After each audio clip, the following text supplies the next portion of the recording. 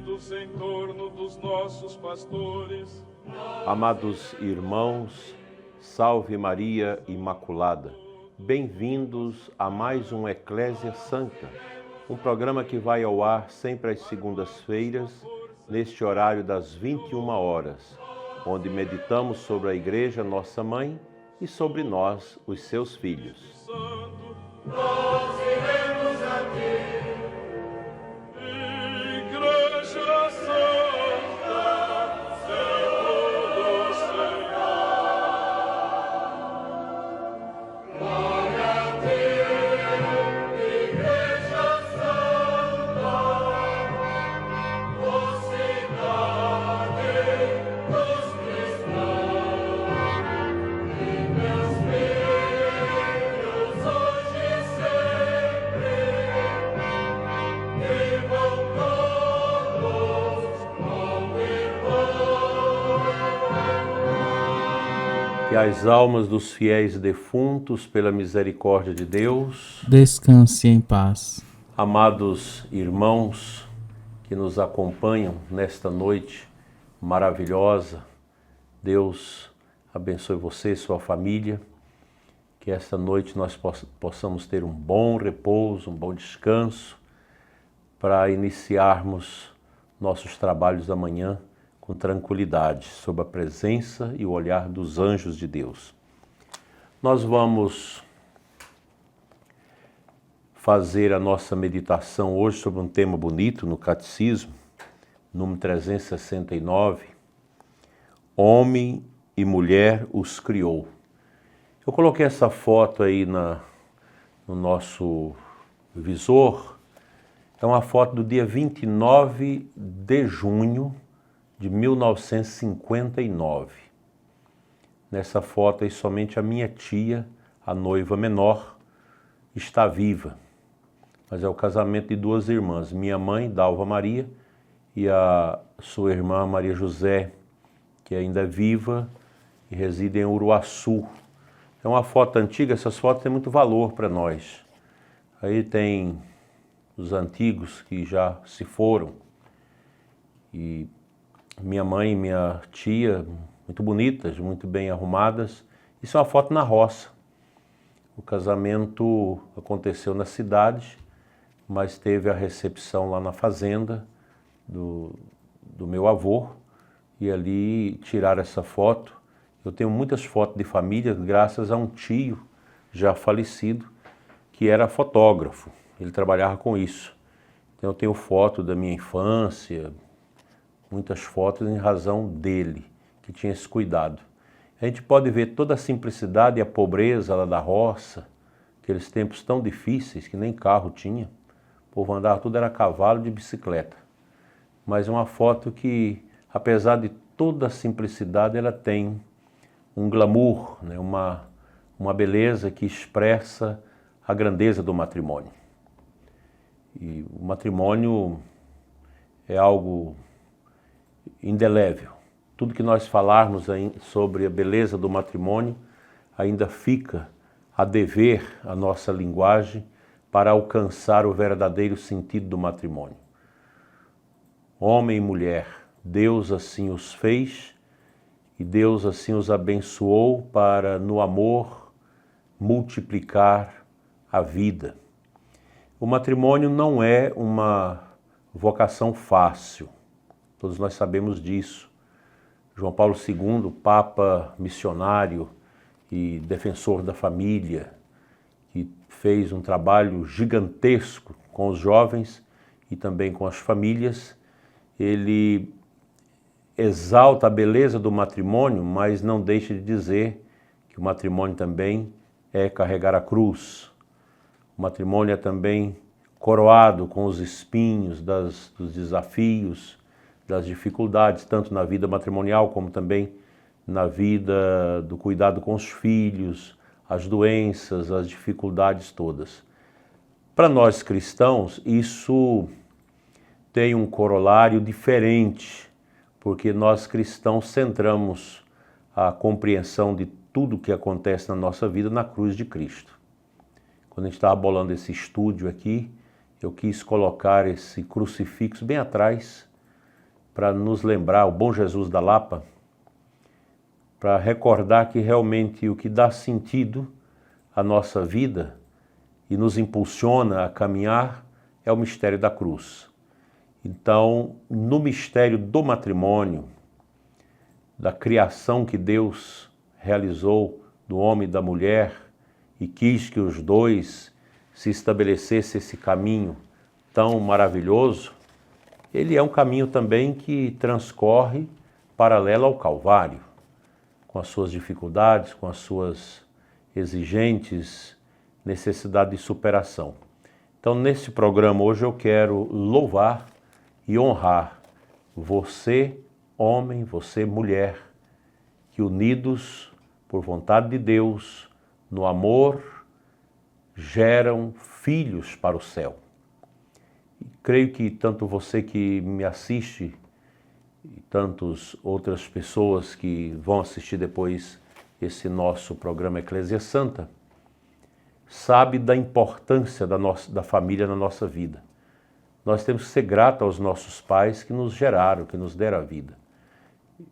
Na semana passada, atendendo uma pessoa muito sofrida com a história da sua família, muitas dores, eu dizia, olha, apesar de tudo, todos os sofrimentos, todas essas incompreensões da parte de pai e de mãe, mas eles te deram a vida.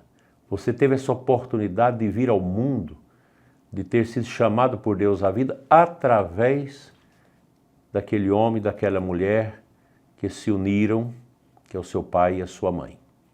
Então vamos ver o que o Catecismo vai nos dizer a respeito deste mistério, da criação do homem e da criação da mulher. Igualdade e diferença queridas por Deus. O homem e a mulher são criados, isto é, são queridos por Deus. Por um lado, em perfeita igualdade como pessoas humanas, e por outro, em seu respectivo ser de homem e de mulher. Ser homem, ser mulher, é uma realidade boa e querida por Deus. O homem e a mulher têm uma dignidade insuperável que lhes vem diretamente de Deus, seu Criador. O homem e a mulher são criados em idêntica dignidade, à imagem de Deus, em seu ser homem e em seu ser mulher, refletem a sabedoria e a bondade do Criador. E o Catecismo cita Oséias 11, de 1 a 4 e Jeremias 3, de 4 a 19 nesse texto. Deus não é de modo algum a imagem do homem, não é nem o homem nem mulher. Deus é puro espírito, não havendo nele lugar para a diferença dos sexos. No entanto, as perfeições do homem e da mulher refletem algo da infinita perfeição de Deus, as de uma mãe e as de um pai e de um esposo. É uma frase tirada com pedaços da citação de Oséias e Jeremias. Criados por Deus, à sua imagem e à sua semelhança. Essa é a base antropológica de compreensão da criação do homem e da mulher. São semelhantes, mas com as suas características próprias, que difere o homem da mulher.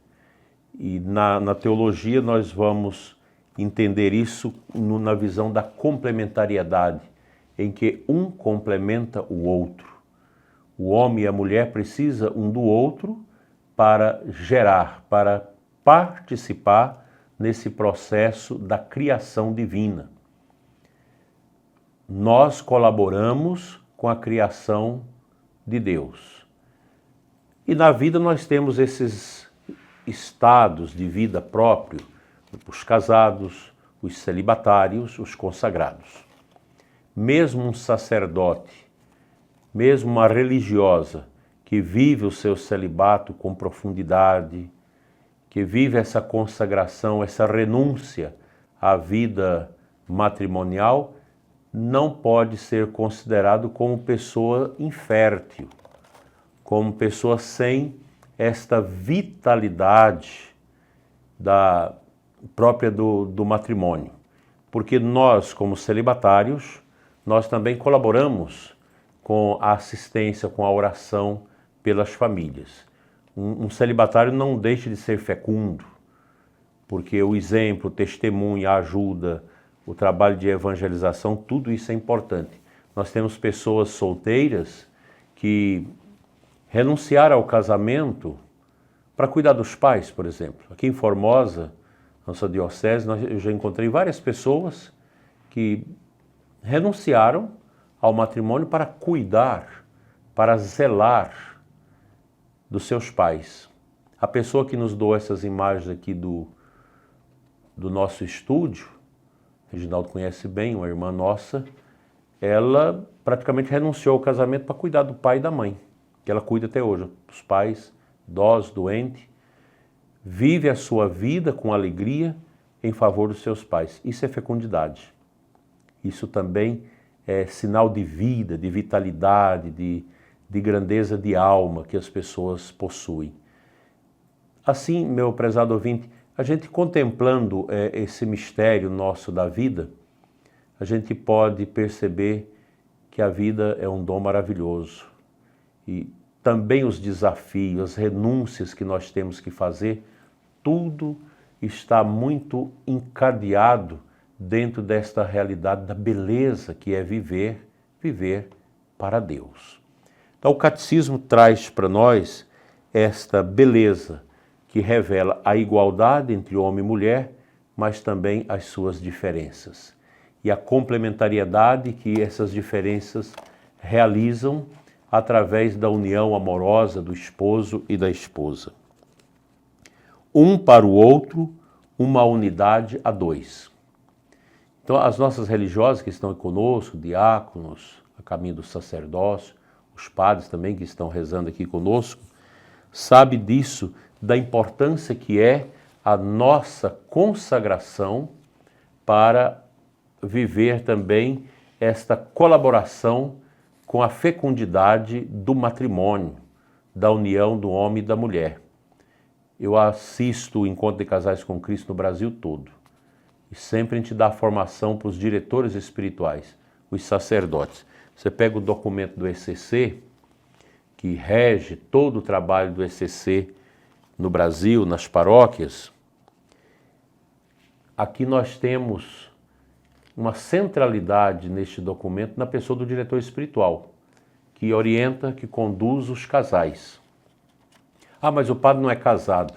Mas o padre é perito na teologia dos sacramentos, da compreensão do que é a família humana. Não podemos pensar uma pastoral familiar, qualquer serviço em favor das famílias na igreja, sem a presença do sacerdote. O padre ali junto, o padre orientando, o padre que atende às confissões, que prepara os noivos para o casamento, que assiste aos matrimônios, que ajuda na correção dos filhos. Nunca o mundo necessitou tanto como agora de padres probos, padres bons, padres equilibrados, padres bem formados, alicerçados na doutrina da igreja para ajudar as famílias. Eu abro sempre várias manhãs por mês de atendimento na Cúria. Sempre enche. E muitas vezes vêm as pessoas para trazer as dificuldades sobre família para a gente orientar, para a gente rezar, para a gente ajudar. O sacerdote que atua com ilibada reputação, com respeito às pessoas, como todo padre deve fazer, ele sempre vai ser um baluarte na orientação dos casais, das famílias. Essa particularidade do sacerdote ninguém pode tirar. Não tem ninguém que possa substituir o sacerdote. Essa besteira que tem, essa bobagem, essa apostasia que nós estamos vivendo na igreja, que despreza os padres, que despreza o sacerdote, isso não vinga. Não adianta querer uma igreja popular, uma igreja sem o sacerdote, uma igreja estilo luterana, protestante. Não funciona. A nossa igreja é assim.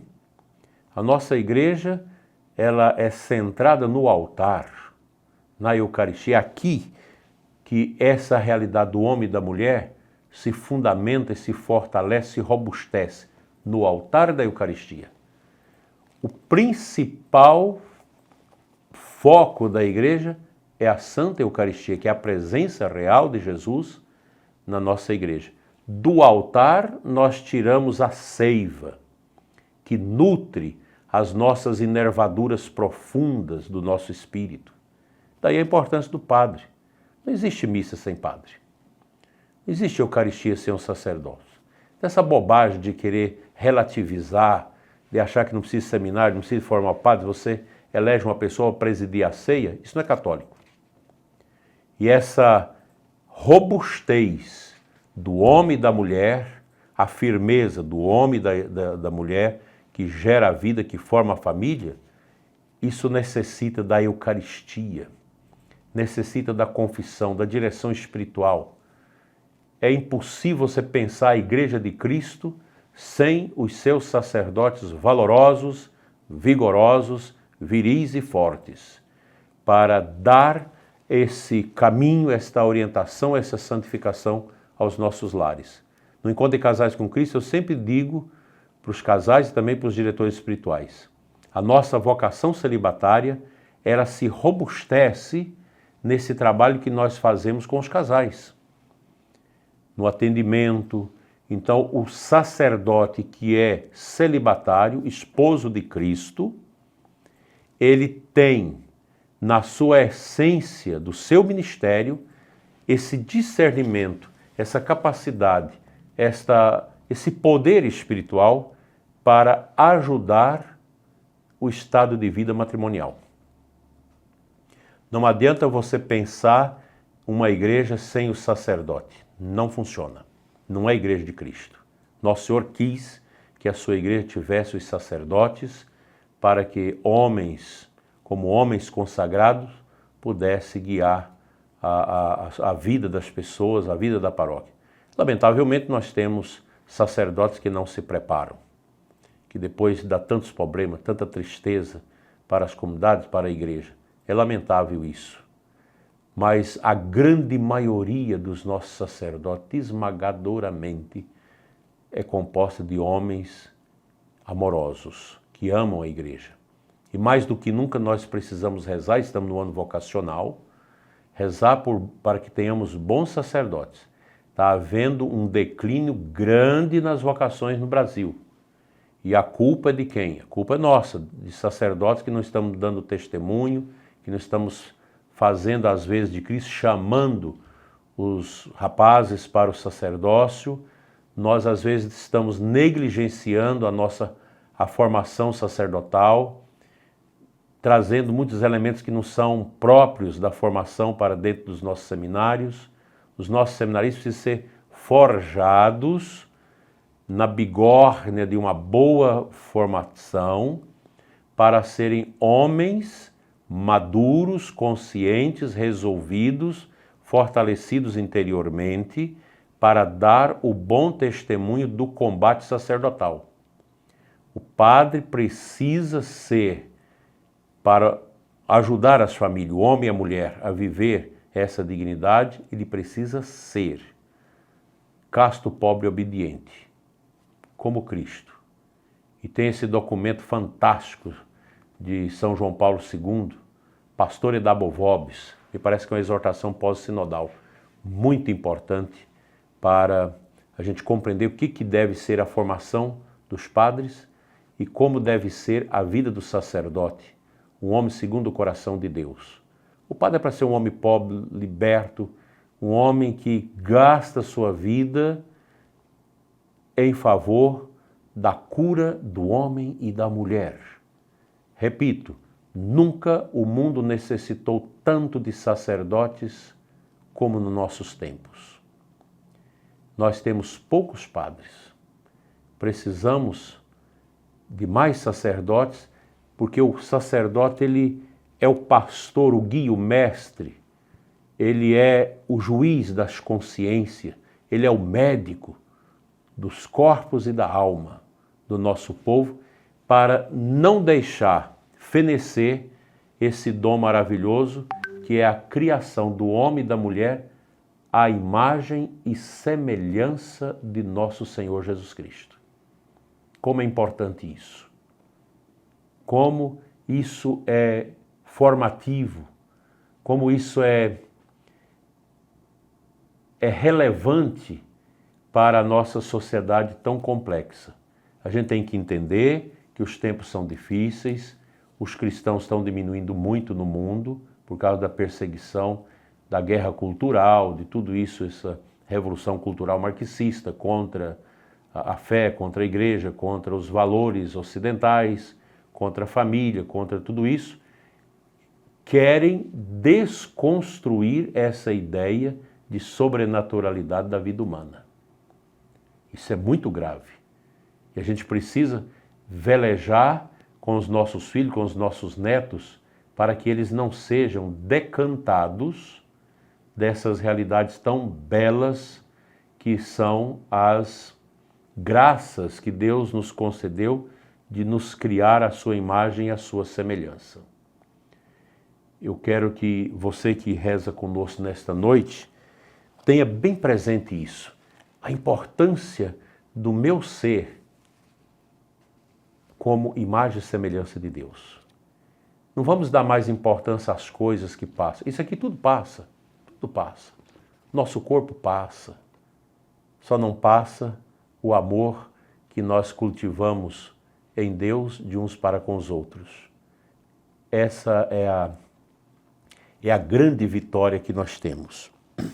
Criados conjuntamente, Deus quer o homem e a mulher um para o outro. Olha que coisa linda. A palavra de Deus nos dá a entender isto em diversas passagens do texto sagrado. O Gênesis 2,18 diz: não é bom que o homem esteja só, vou fazer-lhe uma auxiliar que lhe corresponda. Nenhum dos animais pode ser este face a face do varão. A mulher que Deus modela da costela tirada do varão e que leva a ele, provoca da parte do homem um grito de admiração, uma exclamação de amor e de comunhão. É osso dos meus ossos, é carne de minha carne. Gênesis 2,23. O homem descobre a mulher como um outro eu da mesma humanidade. E a Bíblia trabalha as maravilhas da esponsalidade. Basta a gente ler o livro do Canto dos Cantos, Cantares dos Cantares. É um livro bíblico que não fala de Deus, não tem a palavra Deus nele, mas trata de um romance, que às vezes a gente fica até um pouco assustado, porque é muito forte, retrata toda essa beleza do amor humano, do apaixonar-se um pelo outro. Mas ali a gente tem que ler o livro nesta perspectiva do povo de Israel como a esposa de Javé, Deus o esposo e o povo a esposa. E o apóstolo Paulo também, nas suas cartas, vai ressaltar muito esta imagem do matrimônio. O homem e a mulher são feitos um para o outro, não que Deus os tivesse feito apenas pela metade incompletos. Ele os criou para uma comunhão de pessoas. Gente, pensa na profundidade que é esta compreensão que o catecismo nos dá. Comunhão de pessoas. Comúnio, em latim, comum união.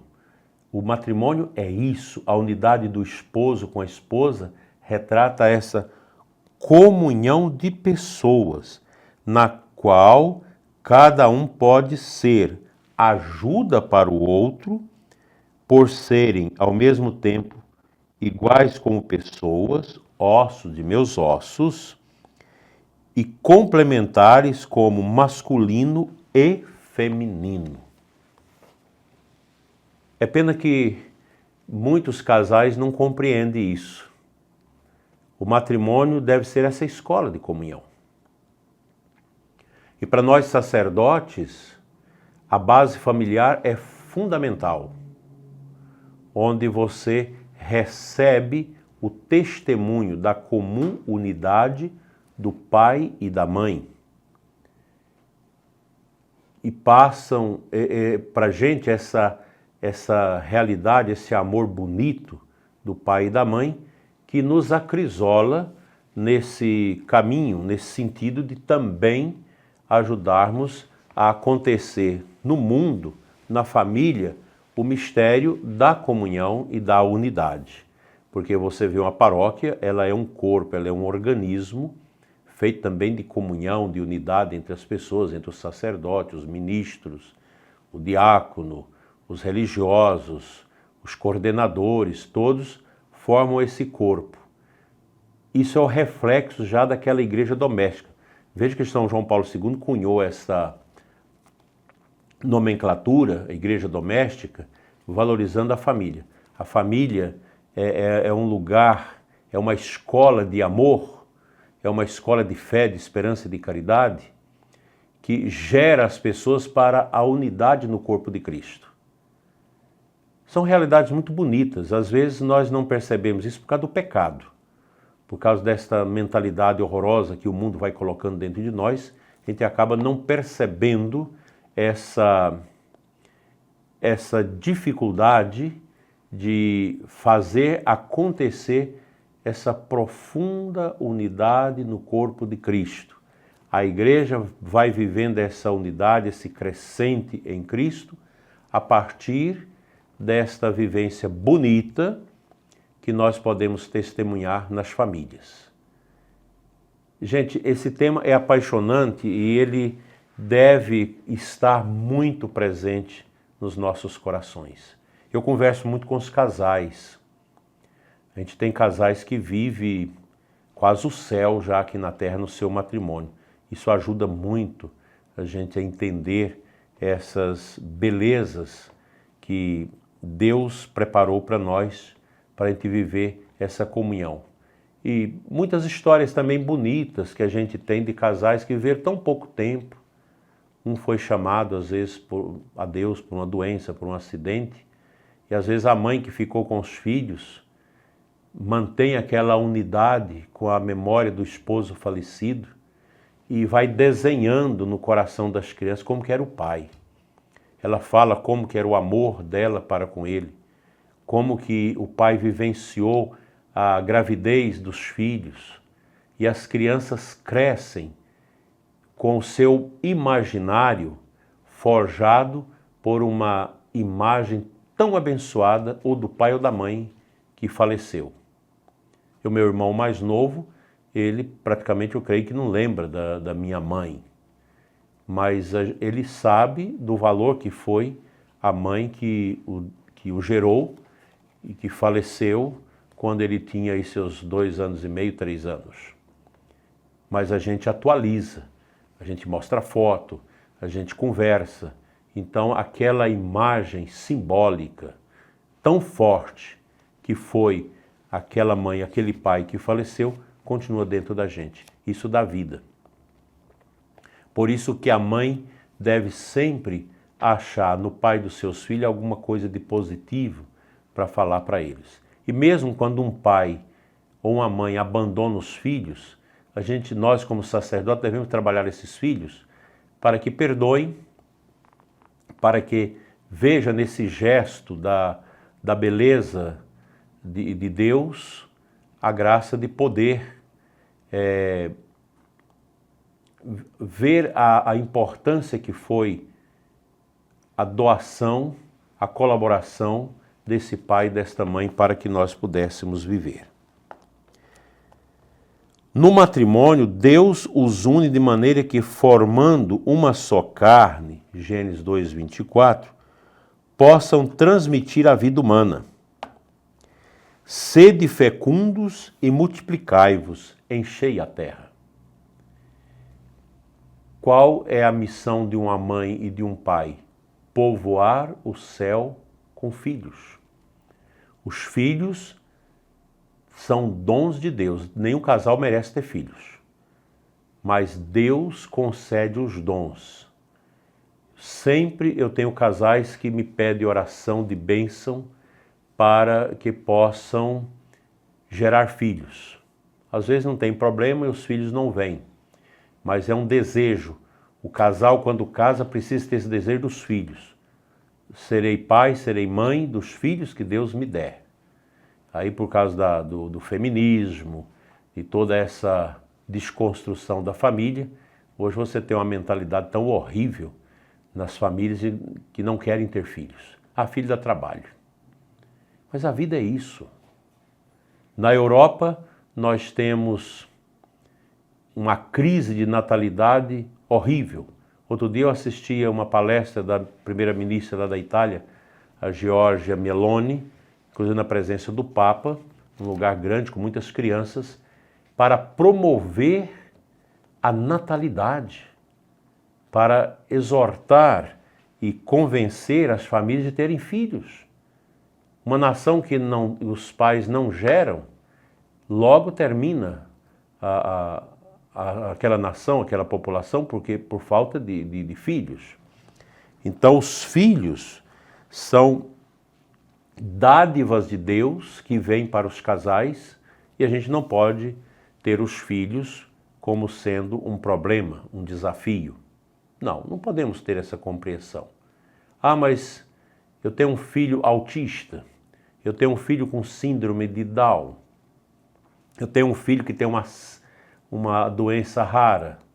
Gente, isso não é motivo para você se revoltar. Um filho com deficiência, ele também tem uma mensagem profunda a dar aos seus pais. Eu conheci famílias, inclusive da minha família, que teve 4, 5 filhos com deficiência e viveram. Eu sempre me recordo de um casal de Brasília que tem 3 filhos autistas. E eu perguntei, mas como vocês leem esta situação à luz da fé? Não, nós entendemos que eles, mesmo nessa condição, eles são dons de Deus para nós. Eles não desanimaram e estão abertos ainda à vida, a ter mais filhos, se autista ou não. É impressionante essa compreensão cristã a partir da cruz, porque nós só vamos entender os desafios, as dores e o sofrimento da nossa realidade humana tendo Cristo como centro da nossa vida, olhando para a cruz, para o Calvário. A gente vai morrer falando disso, mas não tem outro caminho para compreender o drama, as dificuldades, os desafios que a vida imputa a todos nós. Ao transmitir aos seus descendentes a vida humana, o homem e a mulher, como esposos e pais, cooperam de forma única na obra da criação. Veja a beleza desta passagem da Gaudium et Spes do Vaticano II, que retoma essa teologia da fecundidade que deve haver nas famílias para gerar os filhos para Deus. Quão belo é esse grande dom que os casais têm de gerar filhos para Deus. No desígnio de Deus, o homem e a mulher têm a vocação de submeter a terra. Como administradores de Deus, esta soberania não deve ser uma dominação arbitrária e destrutiva. A imagem do Criador que amas tudo o que existe, o homem e a mulher são chamados a participar da providência divina em relação às demais criaturas. Daí a responsabilidade deles para com o mundo que Deus lhes confiou. Então, gente, homem e mulher não estão soltos na natureza sem a necessidade de um compromisso de transmitir a vida, de preservar a vida, de promover a vida e de respeitar a obra da criação. Nós, como bons católicos, não somos globalistas, não somos ecologistas, não somos zongueiros, como nós temos milhares e milhares de ONGs aí ecológica, tudo cujos fins são escusos. Nós devemos respeitar a obra da criação. E respeitar essa obra da criação que somos nós. Quando os casais, mesmo sendo católicos, não obedecem aquilo que a igreja ensina na sua moral para nós estamos vilipendiando a natureza. Então, toda essa coisa de anticoncepcional, ligadura de trompas, vasectomia, todos esses caminhos brutos para impedir aquilo que é próprio da família humana, que é gerar filhos, nós não podemos concordar. Não. A relação sexual de um casal, ela deve estar ordenada teológica e espiritualmente dentro desse prisma que nós estamos falando, da criação que Deus realiza do homem e da mulher, para que eles possam multiplicar e submeter a terra. O casal não pode chegar no altar para o matrimônio com a intenção deliberada de não ter filhos. Esse casamento é nulo. Pois o matrimônio, ele tem essa essência desta colaboração com a criação divina. Por isso, o homem e a mulher que ascende ao altar para a sua união sacramental precisa estar aberto à vida. Você pode usar o método natural para esparçar o nascimento dos seus filhos. Nem usar o método natural para nunca ter filhos pode ser válido. O método natural, ele é importante para fazer esta organização, para equiparar com a devida equidade os tempos para ter os filhos. E isso funciona. Nós temos milhares e milhares de casais na pastoral familiar no Brasil todo. Aqui na diocese eu tenho vários casais que orientam os novos casais a usar o método Billings. Isso funciona maravilhosamente. Não funciona para aqueles casais que não têm disciplina, que têm um exagero de busca do prazer. E o casamento, ele não pode, o ato conjugal do casal não pode ser separado da intenção do Criador de que eles possam ser fecundos. Mesmo quando você está usando o método natural. Se caso venha uma gravidez, que ela seja bem-vinda. Um ato conjugal nunca pode ser fechado à vida. Mesmo usando o método natural, você não pode ser fechado à vida, porque a vida ela é uma fluência. Ah, mas eu não dou conta de criar os filhos. Ah, eu não tenho condição. Gente, quantas e quantas famílias numerosas que nós temos, que criam os filhos nas dificuldades, mas são filhos abençoados. Você tem que educar seus filhos não para serem ricos, para ter fama, para ter posição social, mas para serem salvos pelo poder de Deus. O problema é que nós estamos errados, nós estamos seguindo o mundo. Nós deixamos a filosofia do mundo, o comunismo, todas essas misérias, relativismo e ateísmo, entrar na nossa vida.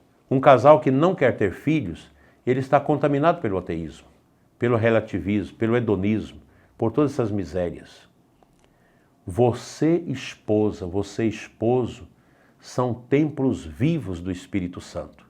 Vocês foram chamados a construir na unidade, no amor, esse prolongamento da continuidade da criação do mundo. Deus continua criando através das famílias. E precisamos valorizar de maneira bem definida o papel do homem e o papel da mulher cristãos, católicos, dentro da sociedade. A mulher é mulher, o homem é homem. E a união dos dois gera a vida. Fora desse contexto, nós não podemos entender o matrimônio. O matrimônio é essa realidade que envolve o acasalamento. É uma palavra meio pesada, mas que retrata bem isso. O homem e a mulher, no amor, atendendo a essa força biológica do seu ser. O homem e a mulher são diferentes, mas são complementares. E neste amor, responsável, dentro de uma sexualidade sadia e piedosa, ungida por Deus, você se abre à vida. E quando vem uma criança, nós devemos entender que é um motivo de festa, não de fechamento.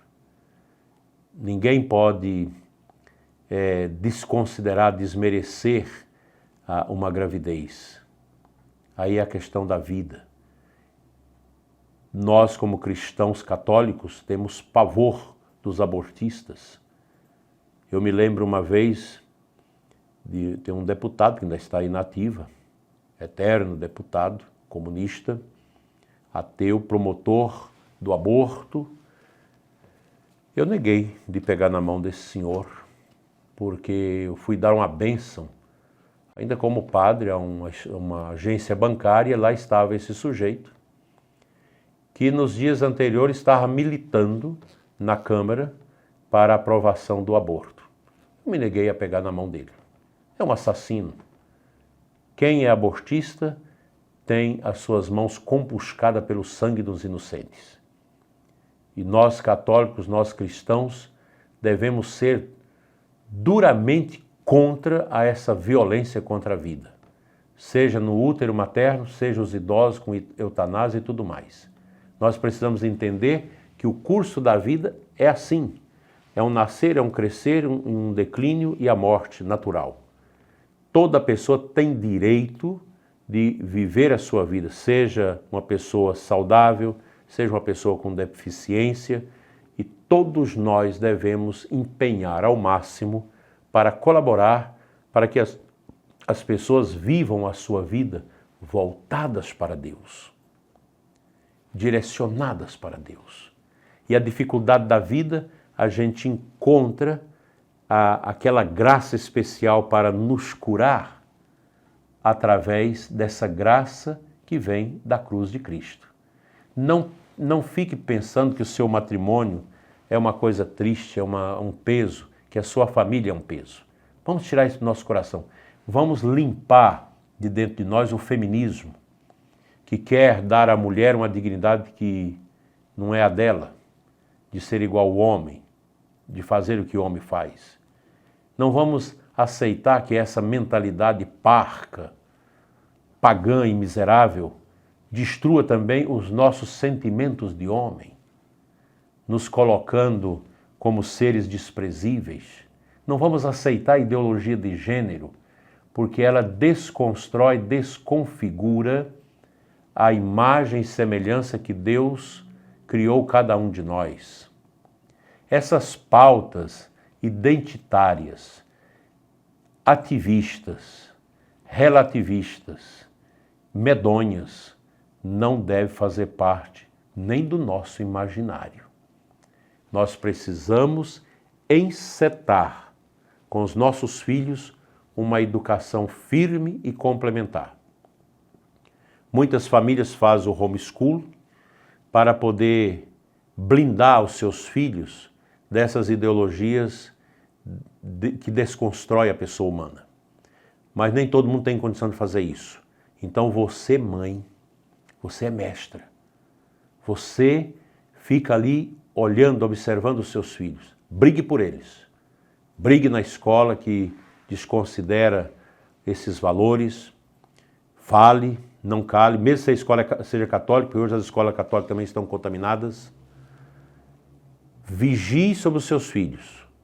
Dê a eles a disciplina. Dê a eles aquilo que eles têm direito de conhecer, que é a verdade, para que sejam homens e mulheres maduros, firmes, para construir esse mundo reconstruir esse mundo que está aos cacos e em pedaços. A família católica precisa dessa disciplina. O pai, o provedor, a mãe, a educadora, a mestra, a magistra dentro de casa. Não vamos perder nossos filhos para esse mundo desastroso. Não vamos deixar, meu prezado irmão, que essa mentalidade que escraviza a pessoa humana entra dentro de nós e nos desconstrua desta verdadeira imagem a qual nós fomos criados por Deus. O ser humano só ganha sentido e relevo para a sua vida diante do mistério de Cristo. Nós não precisamos de Buda, não precisamos de nenhuma outra entidade, de nenhuma outra cultura, de nenhuma outra ideologia para dar sentido à nossa vida. Nós temos Cristo. Nós temos a Sagrada Escritura, a Bíblia. Nós temos o Catecismo da Igreja, tão rico, que nos abre os olhos para entendermos a vida como sacrifício. Viver é exercitar também para o sacrifício, para as provações, para as dificuldades, para as dores, para tudo aquilo que realmente pode esbarrar na nossa vida e nos machucar. Que Deus nos ajude a viver essa graça, esse ensinamento maravilhoso da igreja e que a gente nunca se canse de ser alegre com a sexualidade que Deus nos deu, como homem, como mulher. E no seu matrimônio, dialogue, reze, tenha paciência. Não deixe o seu matrimônio desbagaçar. Não. Junta os cacos, reze, ensine seus filhos a rezar. Tenha uma boa vivência. Ame o sacerdote, promova as vocações sacerdotais. E você, meu irmão sacerdote, lembre-se, o nosso ministério é também uma lanterna para ajudar a iluminar o caminho dos nossos casais, das nossas famílias. Que nós sejamos homens responsáveis, homens que ajudem as famílias. E uma das realidades mais duras dos nossos tempos é essa coisa da pedofilia que tem estragado a vida das pessoas. Quanta pedofilia nas famílias. Na nossa região aqui, os casos são assustadores. E a gente precisa vigiar. Por isso que os filhos devem ser criados aos olhos de suas mães, dos seus pais, mas a mãe principalmente. Eu lembro quando o menino que a gente ia às festas, minha mãe dizia, não fique fora dos meus olhos. A gente podia brincar, mas você tinha que estar num lugar que ela estava te vendo. Porque era o cuidado, o zelo para evitar traumas e misérias que comprometem a alegria, o bem-estar existencial da pessoa para o resto da vida. Que Deus nos ajude a viver essa graça maravilhosa. O que você acha desse tema, Reginaldo? Muito importante, Dona, e muito essencial também para todos nós. Você tem quantos anos de casado? De casamento são 14, mas que vivemos juntos já tem 24 anos. Um casal de filhos? Sim, um casal de filhos.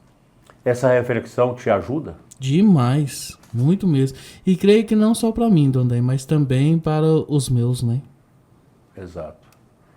A família não é fácil, você certamente já teve muitas dificuldades também, sim, né? Como com pai, certeza. como esposo, mas a família é tudo. Você sempre fala comigo quando chega à noite, vamos comer. Não, vou comer em casa que a minha família está me esperando para a gente comer. Exato. E somos assim, Dona, e se um estiver no banheiro, os outros aguardam terminar para a gente poder iniciar as nossas refeições. Reza antes de comer? Sim, com certeza. Eu, como pai, como líder, né, sempre o faço. Que bom. Aí um exemplo simples, o Reginaldo, que trabalha comigo aqui, que é um bom esposo, um bom pai, zela muito bem dos filhos, cuida muito bem da sua esposa, que é uma pessoa também maravilhosa, de oração, mulher piedosa, e isso faz a diferença. Então, minha gente, na verdade nós não estamos ao vivo, porque hoje eu estou visitando o meu irmão no interior do Pará, 4 anos que não o via. E se a internet dele lá na zona rural estiver funcionando, então eu estarei interagindo aqui nos comentários da nossa noite. Eu penso que esse tema, que todos vocês conhecem, sabem que é assim, mas é sempre bom reviver, relembrar essas temáticas. E agradeço muito a companhia de vocês, a gente ama muito vocês. Eu sempre rezo por vocês que estão nesta família nossa virtual, mas é uma família também que se irriga pelas forças espirituais para a defesa da vida, defesa da família, defesa da igreja, a defesa dos direitos de Deus nesse mundo. Deus tem direito de receber a nossa vida em santidade. Vamos agora às nossas orações, rezando por você, por sua família, por você, sacerdote. Não se cansa, padre. Ânimo, coragem. Vamos adiante. As coisas estão difíceis na igreja, mas a gente vai adiante, porque nós amamos essa igreja que é o corpo místico de Cristo. Nós não estamos nela por um acaso. Deus nos chamou desde o ventre de nossas mães para que nós possamos ajudar a construir a esposa de Cristo, que é a sua santa igreja. Minha oração para você, sacerdote, para vocês famílias, para vocês religiosos, diáconos e seminaristas que nos acompanham. Enviai, Senhor, operários para a messe. Pois a messe é grande e os operários são poucos. Ano vocacional, vamos rezar uma Ave Maria antes das nossas orações pelas vocações. Ave Maria, cheia de graça, o Senhor é convosco. Bendita sois vós entre as mulheres, e bendito é o fruto do vosso ventre, Jesus. Santa Maria, Mãe de Deus, rogai por nós, pecadores, agora e na hora de nossa morte. Amém. Nossa Senhora, Mãe das Vocações, rogai por nós. Vinde, ó Deus, em meu auxílio. Socorrei-me sem demora. Glória ao Pai, ao Filho e ao Espírito Santo. Como era no princípio, agora e sempre. Amém. Agora que o clarão da luz se apaga, primeiro nós vamos pedir perdão a Deus, né? Antes do hino, vamos pedir a Deus perdão dos nossos pecados, fazendo o nosso exame de consciência, sobretudo em relação à nossa família, aqueles pecados que a gente tem cometido também na família e deixando a desejar a nossa contribuição, às vezes que nós não queremos obedecer aquilo que Deus fala por nós através da sua Santa Igreja. Que Deus nos ajude a colher sempre os bons frutos. Senhor, tem de piedade de nós. Senhor, tem de piedade de nós. Cristo, tem de piedade de nós. Cristo, tem de piedade de nós. Senhor, tem de piedade de nós. Senhor, tem de piedade de nós. Deus Todo-Poderoso, tenha compaixão de nós, perdoe nossos pecados e nos conduz à vida eterna. Amém. Agora que o clarão da luz se apaga, a vós nós imploramos, Criador, com vossa paternal misericórdia, guardai-nos sob a luz do vosso amor. Os nossos corações sonhem convosco, no sono possam eles vos sentir. Cantemos novamente a vossa glória, ao brilho da manhã que vai surgir. Saúde concedei-nos nesta vida, as nossas energias renovai. Da noite a pavorosa escuridão, com vossa claridade iluminai. Ó Pai, prestai ouvido às nossas preces, ouvi-nos por Jesus nosso Senhor, que reina para sempre em vossa glória, convosco e o Espírito de amor.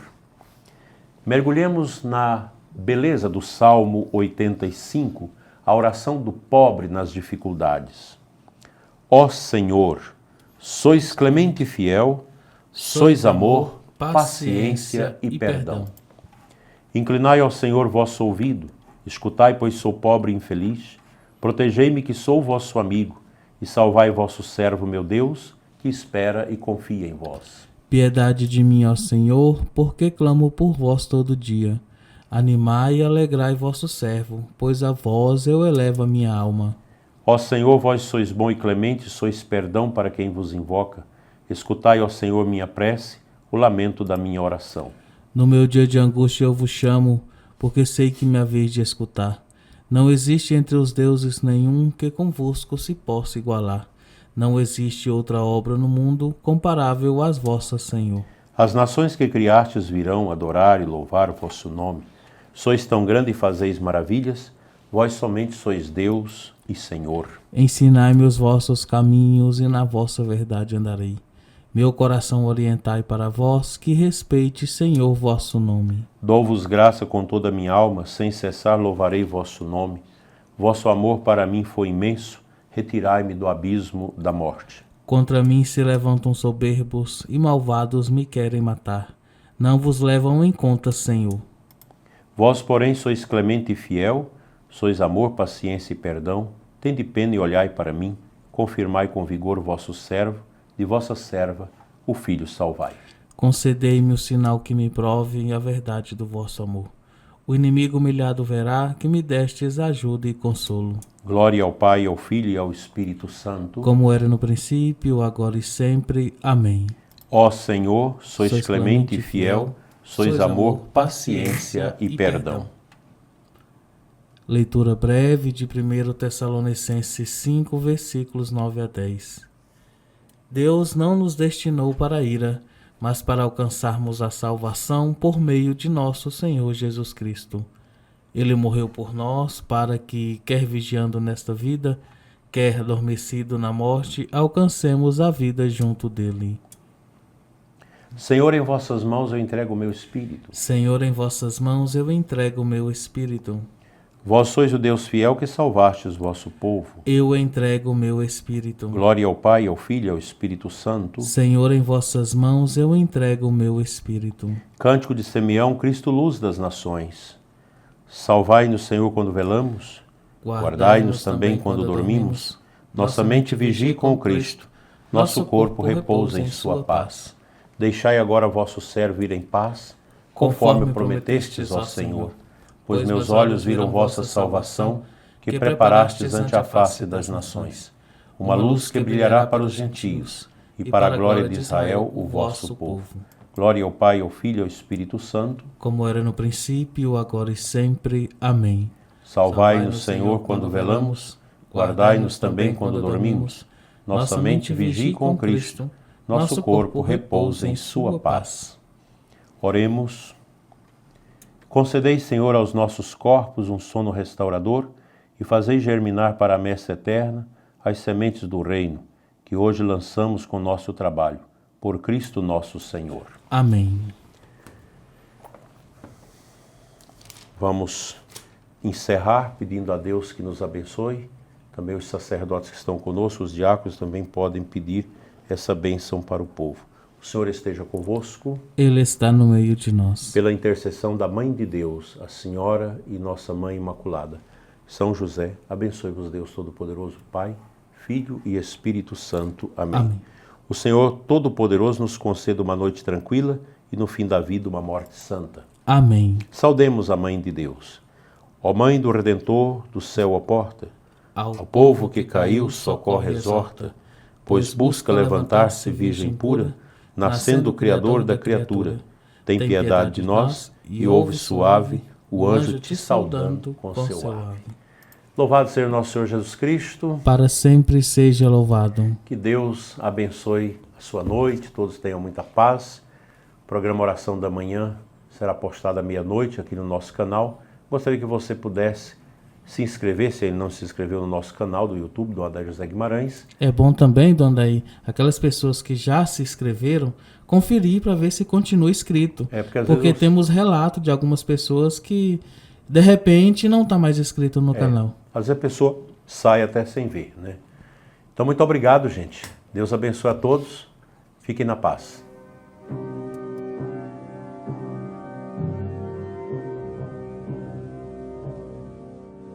De nossas fazendas e nossas cidades, nós iremos a ti. De nossas montanhas e nossas baixadas, nós iremos a ti. De nossas cabanas e pobres favelas, nós iremos a ti. De nossas escolas e nosso trabalho, nós iremos a ti.